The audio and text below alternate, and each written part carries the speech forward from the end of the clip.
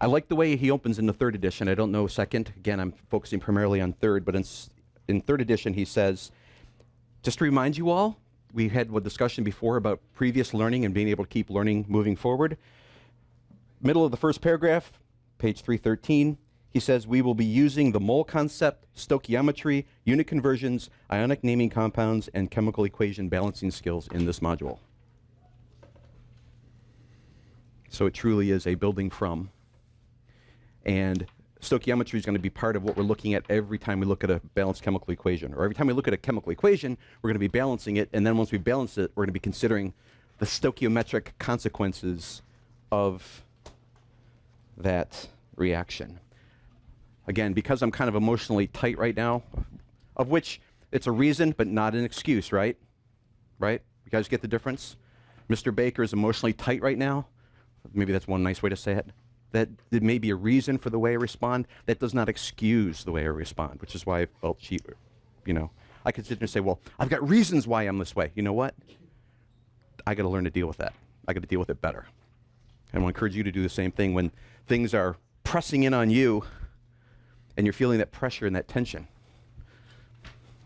That it's not so much the reality of what is, it's how you're going to respond to it. So we're going to respond by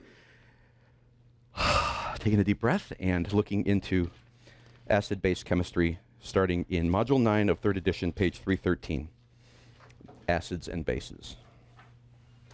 We've mentioned before that we've looked at 3 different primary reactions so far.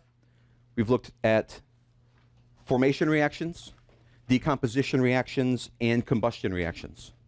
Okay? So we're either making something, we're breaking it down, or we're combusting it. We're reacting with oxygen, and it may be what we call burning, it may be something we call oxidizing or rusting, but those are combustion reactions where we are reacting with oxygen.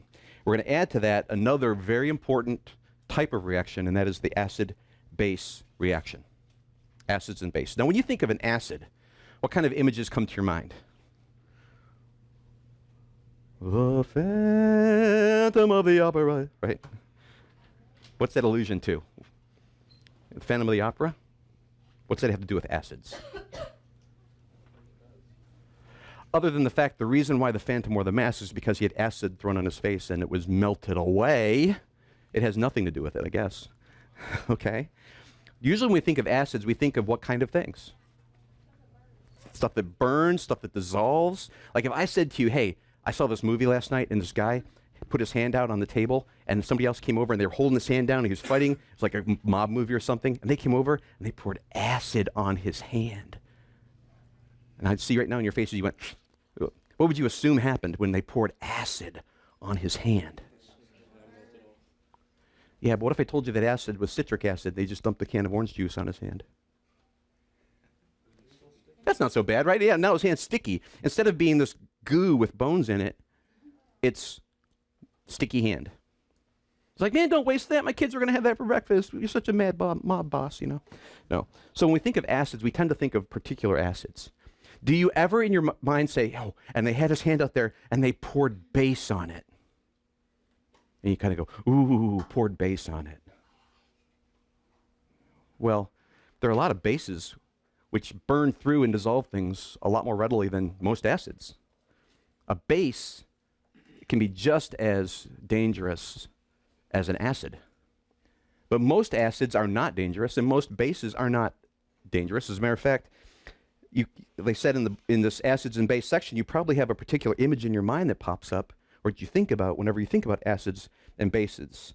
But in fact, acids and bases are both tasty and beneficial. And we run into them all the time, every day. When you go and wash your hands, you are dealing in an acid-base reaction. You don't think of it as, oh, I can't wash my hands. Why not? Because my hands will dissolve. That would be bad, wouldn't it? I can tell you didn't wash your hands. Why? Because you still have them. So, in chemistry, it tells us in here that there are 2 specific ways, or 2 methods for defining acids, and one of those ways is by their characteristics. So on 314, they list the different characteristics. We're going to list both of them, just kind of as a list. We're going to describe acids and bases. See, one way is by their characteristics, and the other one is by their chemical properties, what they do. We're going to look at their characteristics first. What are acids? Well, first of all, in terms of taste, acids are sour. If you put a piece of candy in your mouth and you go, ooh, like that, you make that weird face, you make that baby face, you know, little kids, do you ever do that? Like give them sour candy and you know they're going to go. Have you learned that yet? Oh, it's fun. Okay.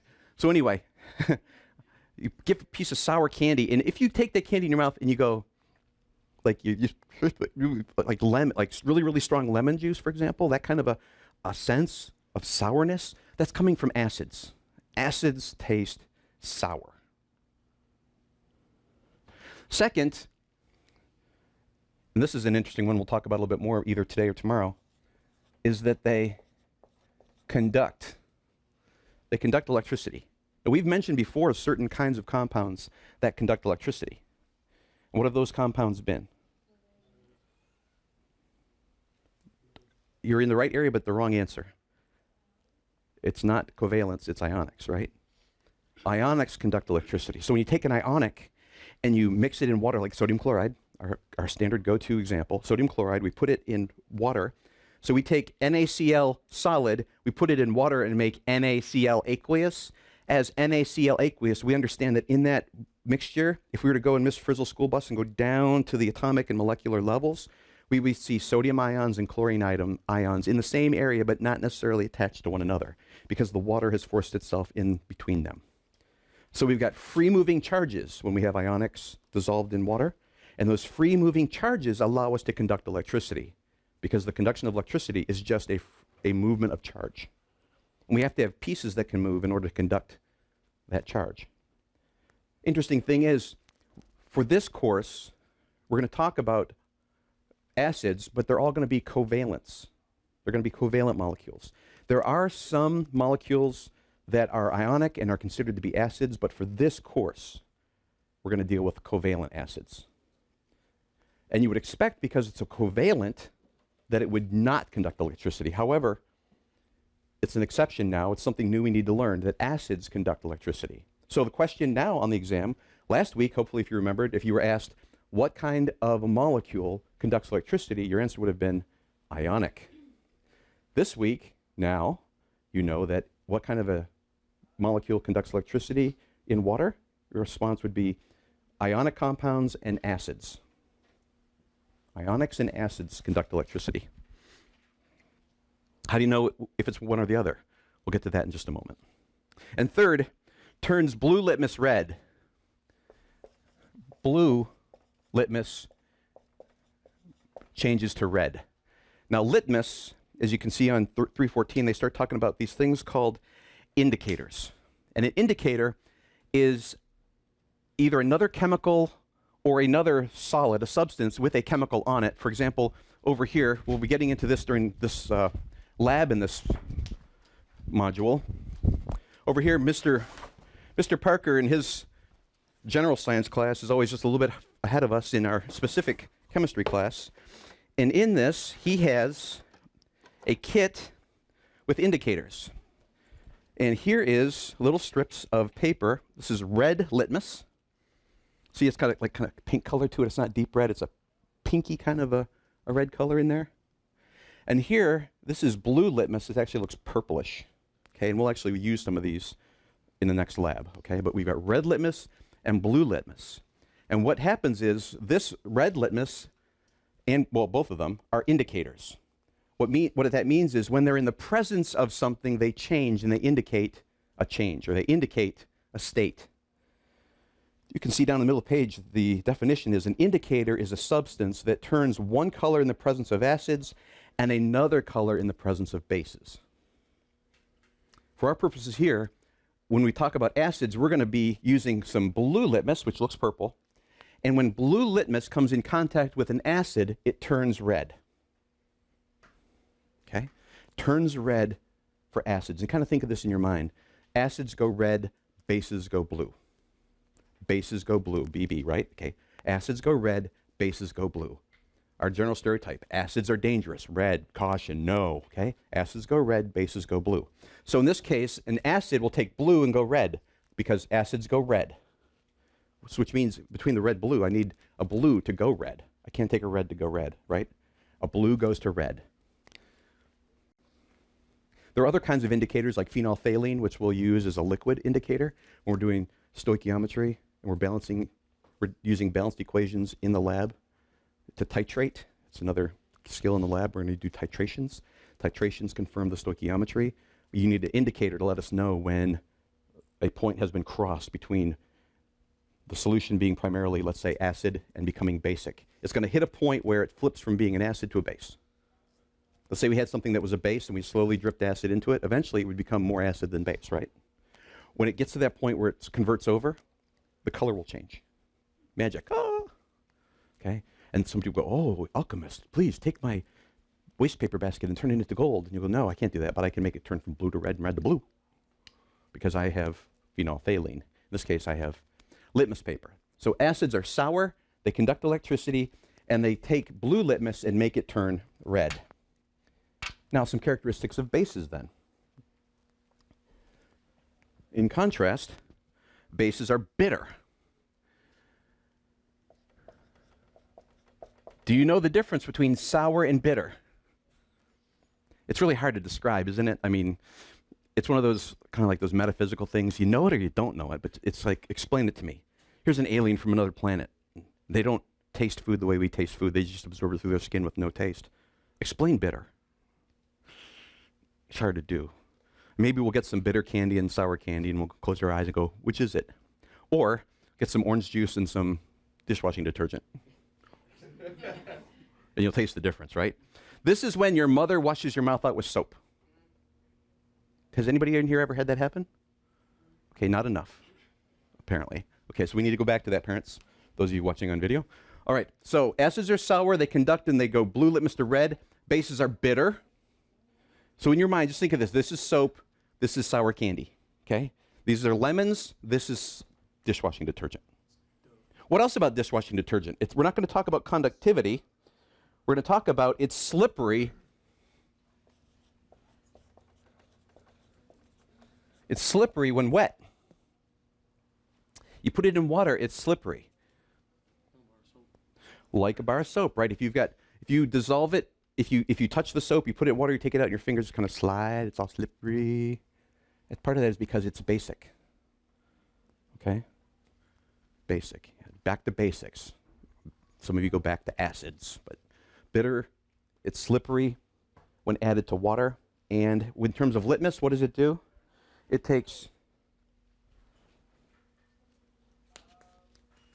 turns red litmus blue, right? So red goes to blue.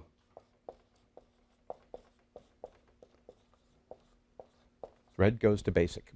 Red goes to blue. So if I were to use red and put it in acid, the strip would look like it just got wet. It would look darker red, but it's not changing color. It's just getting wet. If I use blue in an acid, it actually turns color to be goes from purple to being red. If I have blue in a base, it goes from being blue to being a wet, darker blue, but still blue. If I put a red in there, it will convert to blue because it's already indicating it's basic. So it's not as if there's a neutral point and you're either one side's one extreme and one side's the other. It's like a fine line between. If it says, hey, I'm already sensing, I'm starting from a base, and if I add base, it doesn't change. But if I'm starting from an acid perspective and I add base, it becomes blue. It turns to the basic color. That's one way to think about it, okay?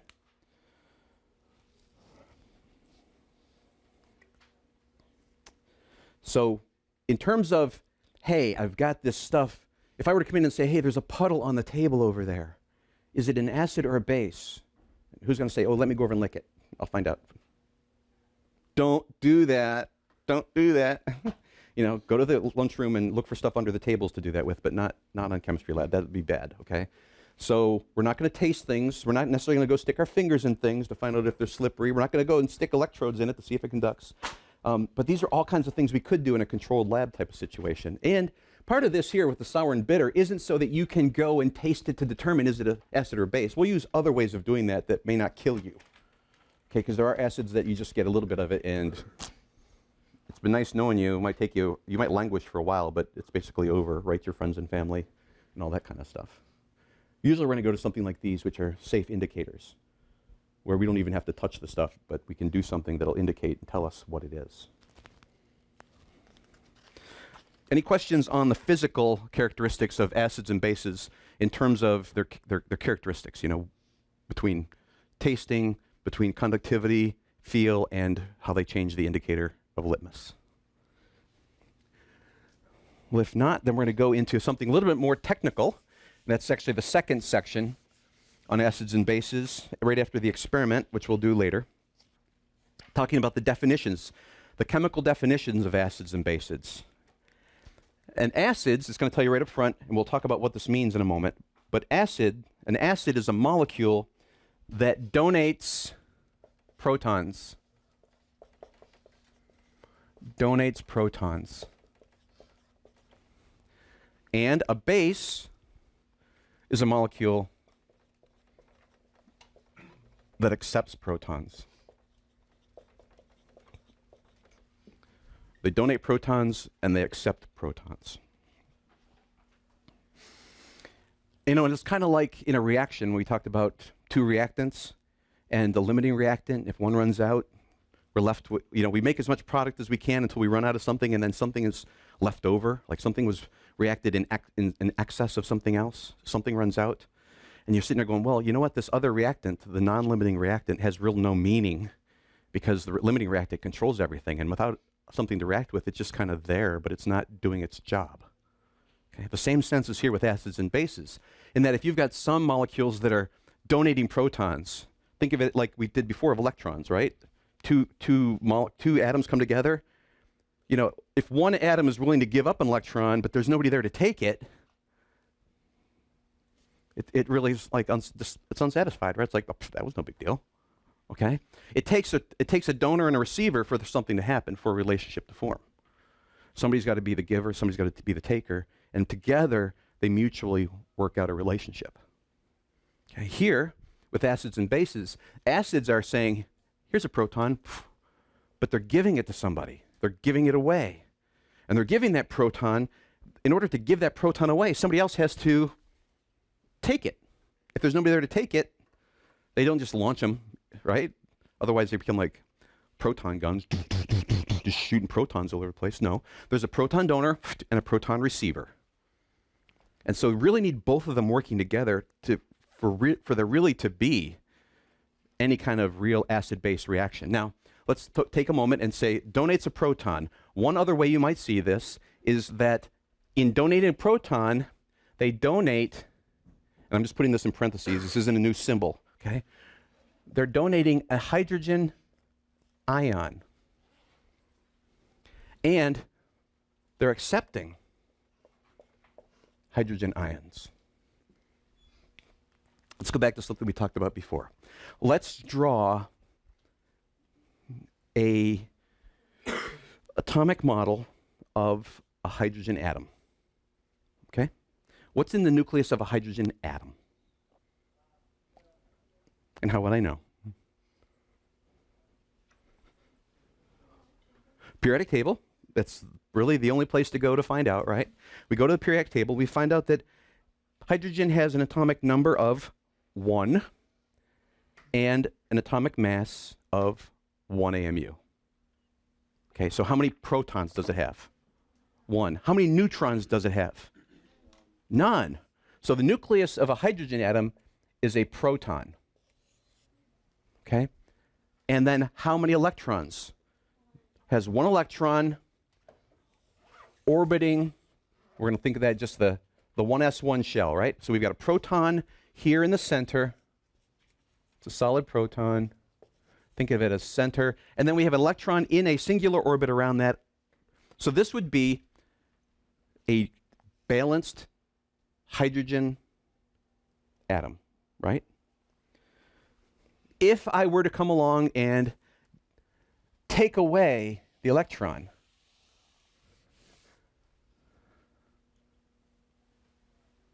this would now be a hydrogen with a +1 charge. But it's also just a proton, nothing else. Okay? So, if it donates a proton or it accepts a proton, A proton is a hydrogen ion. Okay, they're the same thing. And so when we look at the chemistry, we're going to be talking about hydrogen a lot. Ninja reflexes. You see how quickly I caught that? That was pretty impressive, right? You were laughing, but you were impressed. Okay. Of course, I'm implying I can read your mind to know that, but I'm hoping that's what you were thinking. So a hydrogen ion is a proton, and a proton is a hydrogen ion. They're the same thing. So, what does an acid do? It donates protons. What's another way of saying that? It donates hydrogen ions. What does the base do? It accepts protons. Or, another way to say that, it accepts hydrogen ions. Because we're going to do some balanced equations here, and we don't just have protons randomly out there. What we're going to see is our H's, our hydrogens in the balanced equation, move. And where they move to is the base, and where they came from is the acid. We'll be doing that in just a moment, okay? Let me get back to here. As a matter of fact, so quickly that, let me go ahead and erase this, and we'll put our first equation on the board and look at where the hydrogen's coming from and going to. And I'll leave that up there just for a while so you can remember that a hydrogen ion and a proton are the same thing. If we have the reaction of hydrochloric acid, aqueous, means it's mixed up in water, right? Okay. This is a covalent bond between two nonmetals. And we've got water, liquid water, reacts to produce H3O, aqueous, which is kind of interesting nomenclature, and chlorine ions, aqueous.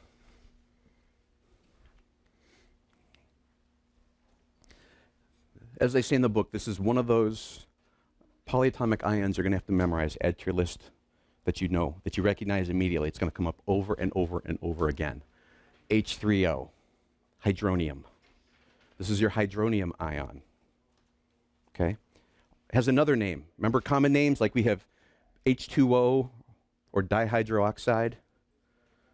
We call it water. Hydronium has a common name as well that you may hear. Do you know what it is? Okay. It's called heavy water.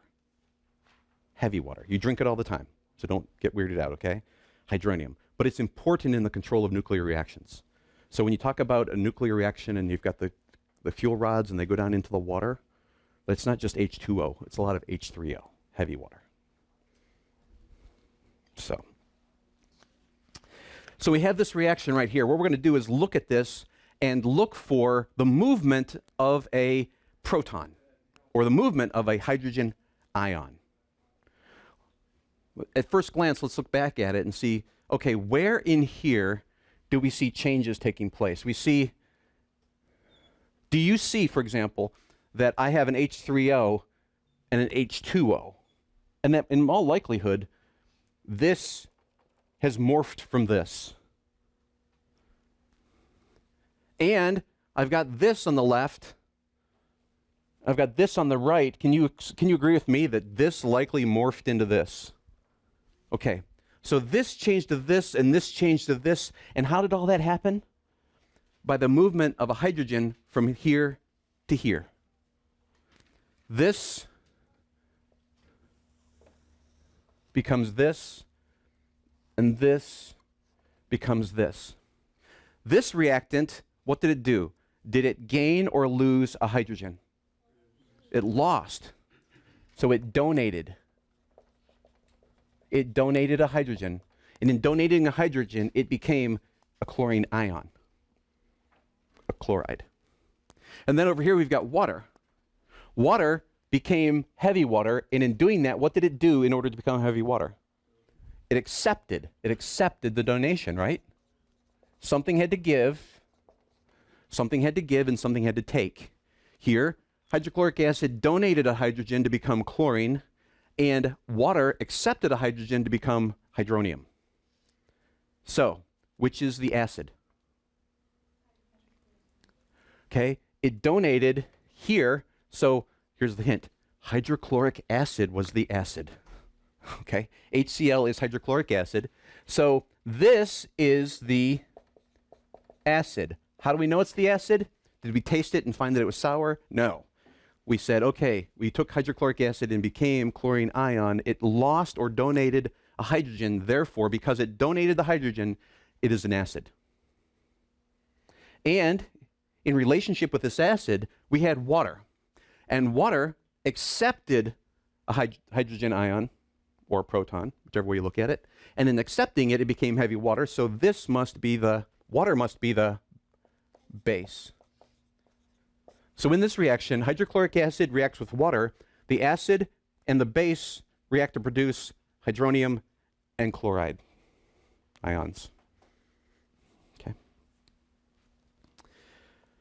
The way they go through this in the book and they explain it, and they do a decent job on that, I think, is you've got your HCl. I'm not going to do the whole thing here, but you've got hydrogen and chlorine in a covalent bond, and you've got H2O. Remember the bent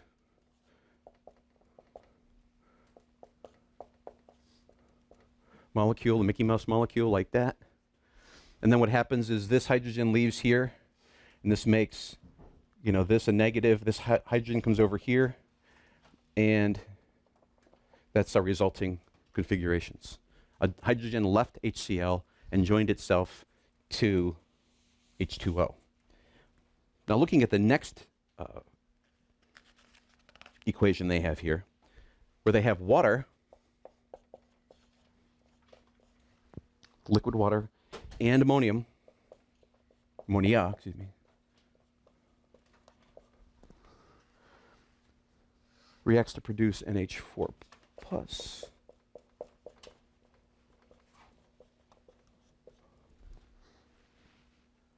And hydroxide. Okay. Let's look at it this time again. Where do you see a morph? Where does something become something else? Okay, we see the water here, right? The water, what does it morph into? Hydroxide. Okay, it morphs in hydroxide. And how does it do that? By accepting or donating? Donates. And so look at the other one. We've got NH3 and NH4. What happens to this to morph into this? It accepts. So water donates, and here we've got ammonia accepts. So which is the acid? Water is the acid, very good. And this is the base.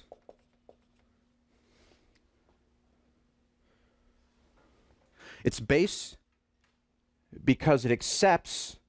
This is the base because it accepts to become this. This is the acid because it donates to become this. And a very important point that Blake just mentioned, that water in this reaction is the acid, and in this reaction is the base. It's not just simply a matter of memorizing all the different molecules and what they are in terms of acid or base. There are molecules which can be acid or base depending upon the reaction, depending upon the situation. And they have a very particular name. In the middle of 319, the definition is given that those type of molecules, which can be either acid or base, are called amphiprotic compounds. They're amphiprotics. And water is one you are going to see every day for this module. Every day, something involving water is going to take place. And water will often turn into a hydroxide ion because it loses a hydrogen in the reaction. Yes, ma'am? Oh, yeah. It is. It is. Right now we're just looking at the principle of giving and receiving hydrogens. And based upon whether they give or receive, whether they donate or accept, are they in that reaction an acid or a base? Okay. And the principle here of amphiprotic, or as I mentioned in there, amphoteric is another name that you may hear. Amphiprotic or amphoteric. They don't mean exactly the same thing, but they're very close. And in the way they're used with acids and bases, they both mean a molecule that can be an acid or base. Amphoteric Or you might hear amphiprotic, or amphiprotic and amphoteric, both of those. Okay? So, all that means again is that whatever that molecule is, if it's amphiprotic or amphoteric, it can act as either an acid or a base, depending upon the reaction it's involved in. And water is the standard amphiprotic molecule that we'll consider. So just like we say ionic compounds, like sodium chloride, we're going to say amphiprotic molecules, like water. Water is the classic model to understand amphiprotic or amphoteric molecules from, whether they're acids or they're bases.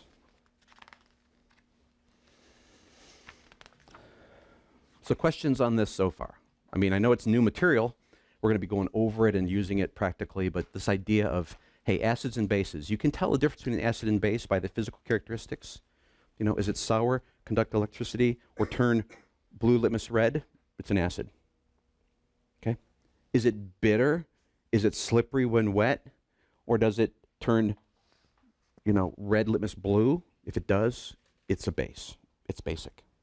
So either acidic or basic. It's an acid or a base.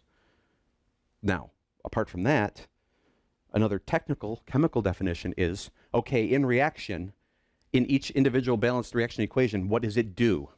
If it donates a hydrogen ion, also known as a proton, if it donates a hydrogen ion, it's an acid.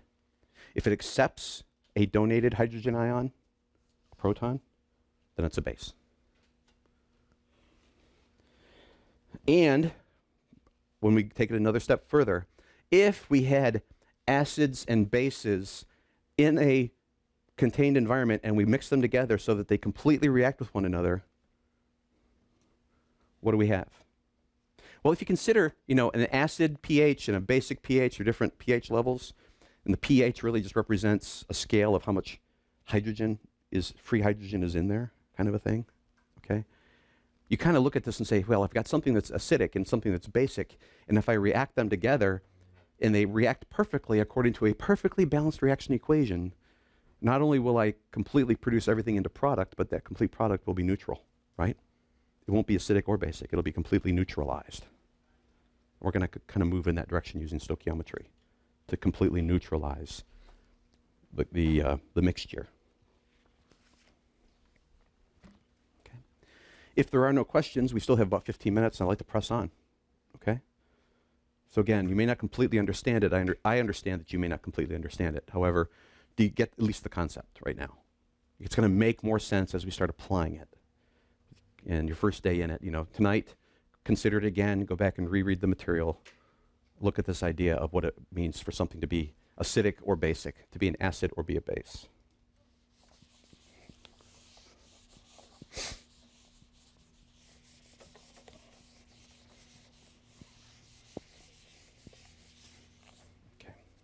The next section is entitled The Behavior of Ionic Compounds in Aqueous Solutions. This is something we've kind of covered before, and it deals with this idea of electricity and why ionic compounds conduct electricity when they are dissolved in water. As I mentioned before, something can conduct electricity when it has charges that are free to move, when it has positive and negative ions that are free to move in solution. And whether you consider the negative charges moving in one direction is also the same as the positive charges moving in the other direction, and it can kind of blow our minds with all the electronics of it, and whether we believe in Ben Franklin's model of electricity or the prevailing model of electricity, it gets kind of dicey after that. But basically all we need for chemistry right now is to say free charges move, and when free charges move in an organized way, it's known as electricity, which means it conducts a current. Okay? We mentioned here before too that water itself does not conduct electricity, right? I mean, if you had a swimming pool filled with distilled water, which means all it had in it was H2O. There's no dirt, no grime, no chlorine, nothing in it, right? It was just perfectly pure H2O. And you're out there swimming, and it's over your head, you're in a deep end, right? And somebody comes over and plugs in this old-fashioned circuit and drops a toaster in the pool. You're fine, because there's no electricity going to be conducted. Nothing's going to happen because it's not the water that conducts the electricity. It's the ions in the water that conducts electricity. So hopefully you're a responsible pool owner and you have plenty of chlorine, which means you will fry, because the chlorine ions will participate in this movement of electrons called electrical charge that will cook you in the pool. So by being a responsible pool owner, you have a very clean pool, but you die. So it's a trade-off, right? But think about that imagery. You know, it's not the water that conducts electricity, it's what's in the water that conducts electricity. And so we take a compound, an ionic compound, and we mix it in water. Again, going to the classic salt. If we had this pool full of distilled water, nobody gets fried. We drop salt in it, mix it in. Now it's salty water. Yes, we will get fried because they'll move. In the same way, when an acid is mixed in water, it results in a solution where there are ions that are free to move. And so when you take an acid and put it into water, you now can conduct electricity as well.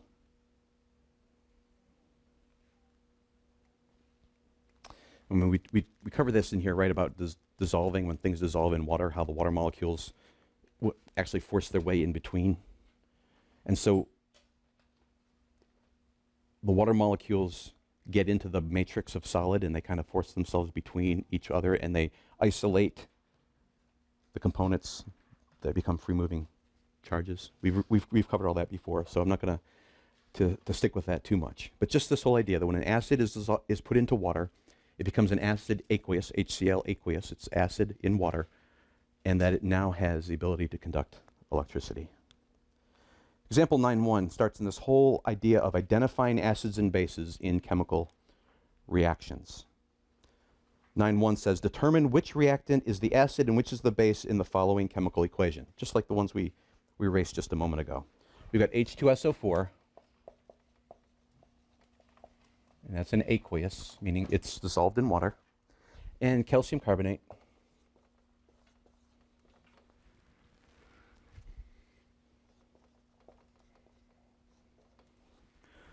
The reacts to produce calcium plus 2 ions and HCO3 negative ions and HSO4. Hydrogen sulfuric acid. These are all in aqueous. What's that mean? We start with chemicals that are in water and we're done. We're stuck with chemicals that are in water. Right?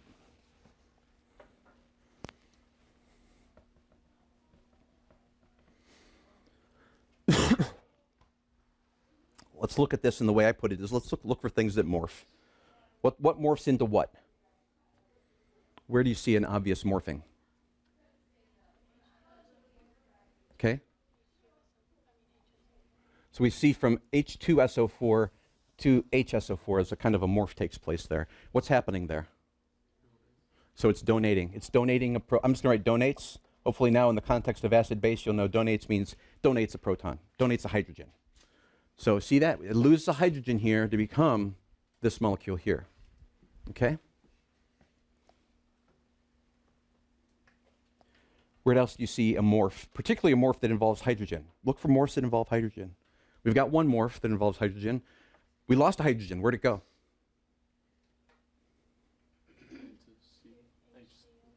Right, what we see here is this molecule here actually was broken up, right? This is an ionic, it's an ionic compound. It's calcium with it's a polyatomic ion, right? So it's an ionic compound that involves both a ion and a ionic. This is an elemental ion, and this is a polyatomic ion. But it breaks down, right? And this becomes two things. It becomes this. You see the calcium is there? And it becomes this one. Now I'm concerned with accepting and donating hydrogens. So my primary link I'm going to make is between this and this. Why? Because this involves the movement of a hydrogen ion, the movement of a proton. And so what has happened here is something in here has done what with a hydrogen? It's accepted it. So something here, part of this molecule, accepts a hydrogen to become that. And this molecule here donates the hydrogen to become this. So then looking back on it, where's my acid? This whole molecule here is my acid. Okay? And then where's my base? Well, in this case, it just happens to be two reactants, but we look over here to what has accepted the hydrogen, and where did it come from? It came from this molecule here. So the whole molecule, calcium carbonate, is my base. I can't just partition half of it, okay? A part of this molecule acted to receive the hydrogen, so this must be basic. This here donated a hydrogen, so therefore it must be the acid.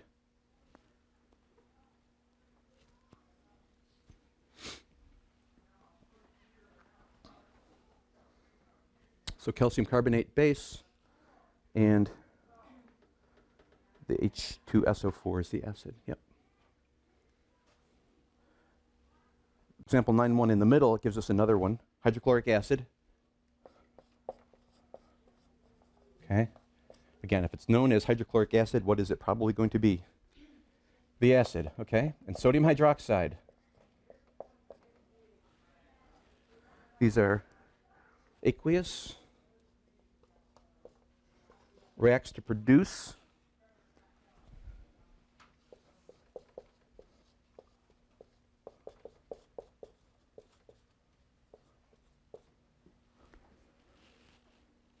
it's going to be aqueous still.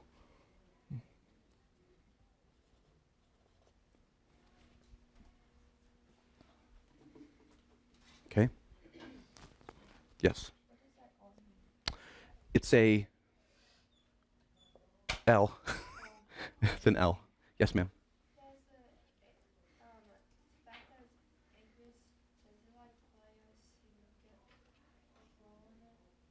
I'm sorry. Mm-hmm.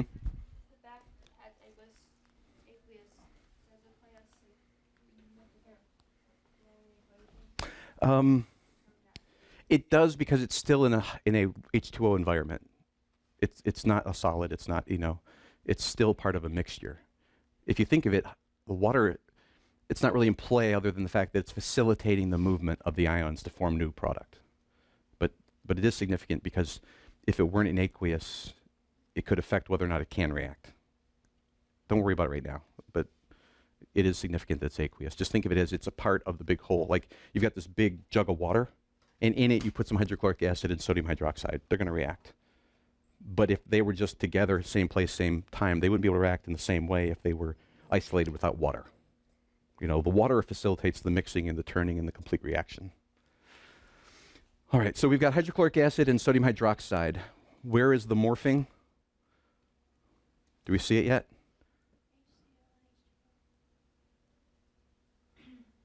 So hydrochloric acid here, right? What does it do? It's going to participate in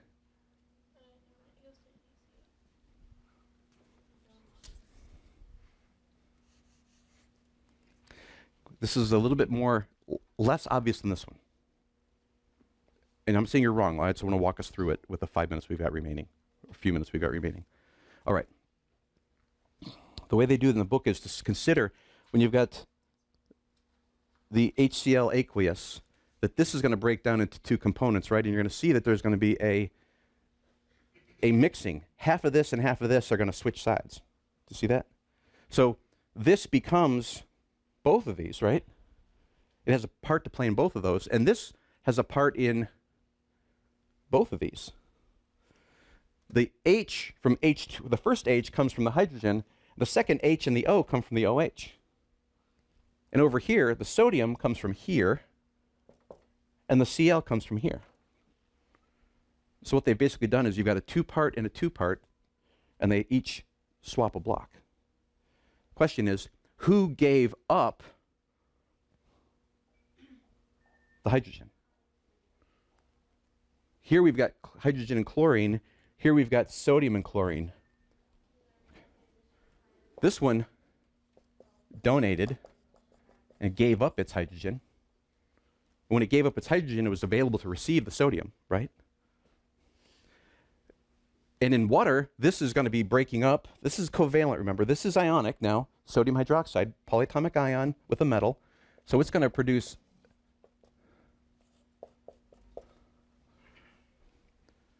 sodium and hydroxides.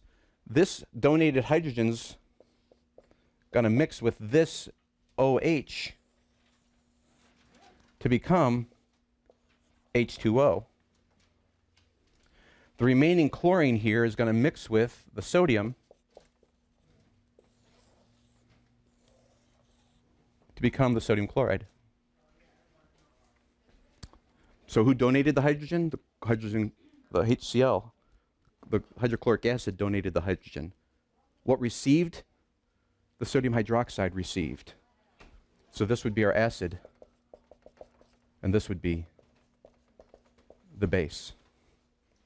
Now, it's going to become obvious again, because you're going to see this over and over and over again, that technically in here, what part of this molecule actually received the hydrogen? It was the OH portion that actually received it to become water. But we can't simply say the hydroxide portion of the sodium hydroxide. The whole molecule X is considered to be the base, of which the hydroxide portion actually received the hydrogen. Just like over here, you could make an argument that the hydrogen is the acid, but you don't just consider hydrogen alone, you consider its source. Its source is the hydrochloric acid.